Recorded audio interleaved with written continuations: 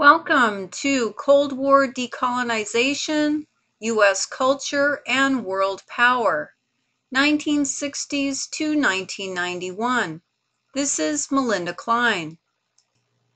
The Reagan presidency of the 1980s shaped the modern world. Reagan's economic plan aimed to cut tax rates so that corporations could reinvent and reinvigorate the economy. As part of his policy to unleash the private sector, Reagan reduced government regulation of business and tried to weaken the power of organized labor. But after the election of 1984, he was plagued with a mounting national deficit and international issues. His greatest triumph came as a result of changes in Soviet policy brought about by Mikhail Gorbachev. The heads of the two superpowers of the world were able to begin an arms reduction program that led to an easing of international tensions. Around the world there were changes as well. Post-colonial independence movements were on the rise in Africa and Asia. The United States was acquiring more and more oil, primarily from the Middle East and Venezuela.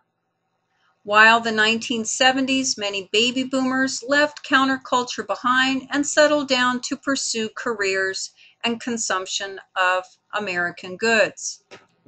Lastly, under the Reagan administration of the 1980s, the core of the Republican Party remained upper and middle-class whites who supported balanced budgets and a strong national defense, disliked government activism such as promoting gay rights, promoted traditional family values and Christian morality, and feared crime, minorities, and communist influences. The United States in the 1950s was a far different place from the nation we live in today. The Cold War was at its height. U.S. soldiers were dying in Korea and later in Vietnam, and communism seemed to be a formidable enemy. And one major threat remained a legacy from the 1950s. Communism centered in Moscow and its threat of spread not only to Eastern Europe and Asia, which was a reality, but to Cuba, 90 miles off the Florida coast, prompting the Bay of Pigs fiascos in 1961. From 1900 to 1914 was a period of heavy European influence in Africa. At the same time, the work of missionaries brought Christianity to areas, and the missionary schools gave many Africans a Western education. Europeans brought with them their cultural ideas to Africa regarding medicine, education, politics, religion, and economics. Resistance to European culture gained popularity in the 1940s with independence movements led by African intellectuals educated in Western colleges and universities embracing Enlightenment thought. Argentina became independent in 1816.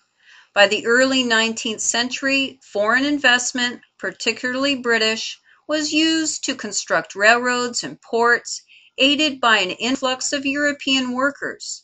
By the 1930s, the country was ruled by liberals and conservatives, local plantation barons having made their family money in sugar, slaves, coffee, and cattle. In 1943, there was a military coup. In 1944, a group of army colonels came to power, among them Juan Perón.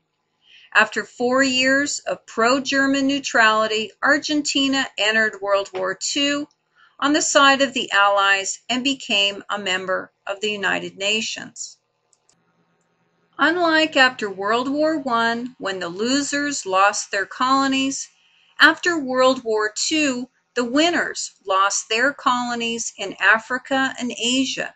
These areas became independent nations, benefiting from the infrastructure of utility companies, railroads, government system, and industry already in place.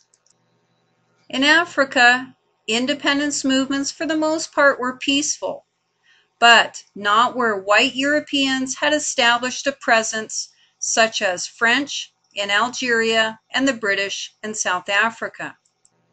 In 1808, after the French invasion of Spain by Napoleon Bonaparte, Latin American countries became independent in the 19th century.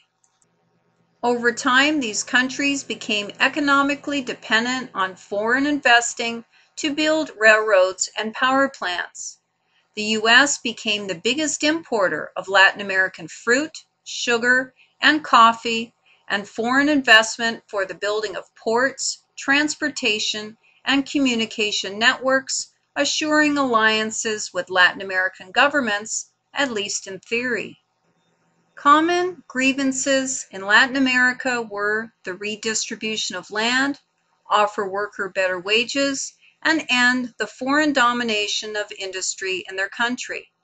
This was the line of argument used by Fidel Castro's Cuba. Cuba, like other Latin American Republican-style countries in the 1950s, was ruled by a president who favored wealthy industrial families and foreign investment over the needs of the people. Many former colonies in Asia and Southeast Asia became independent during this post-war era. The U.S. granted the Philippines independence in 1946, but it kept military bases there. In addition, the northern part of French Indochina that became North Vietnam under Ho Chi Minh created a communist-style government, while the South did not. In the same time period, the Dutch granted independence to what is now Indonesia, and the British to India. Gandhi was born to a rich family of the merchant caste. He went to England as a young boy, where he was trained as a lawyer and took his bar finals in 1891. Gandhi is best remembered for his political activism. In 1947, India was granted independence. Britain no longer had the will or the resources to oppose Gandhi. However, Britain introduced partition, dividing India into the main Hindu regions and creating Pakistan, a Muslim country. From 1971, eastern Pakistan became Bangladesh. The split between East and West was conceptualized in two words by Winston Churchill: the Iron Curtain. This imagined reality became identified with a real place, the Berlin Wall, separating Eastern and Western Germany. While Mikhail Gorbachev and Ronald Reagan in the 1980s met at the bargaining table to end the arms race between East and West, communism came to an end, and so with it the fall of the Berlin Wall from 1989 to 1991. Population growth of post-colonial countries affected host countries that welcomed them in the 1950s and the 1970s as laborers, such as in France and England, and later there would be influx to America. By the 1980s, a recession left immigrants of Europe out of work, and immigrant restrictions turned others away. In the United States, California, in particular, by 2050, 40% of the population will be Hispanic. In the Middle East, Africa, and Eastern Europe, racial and religious wars have dominated our news.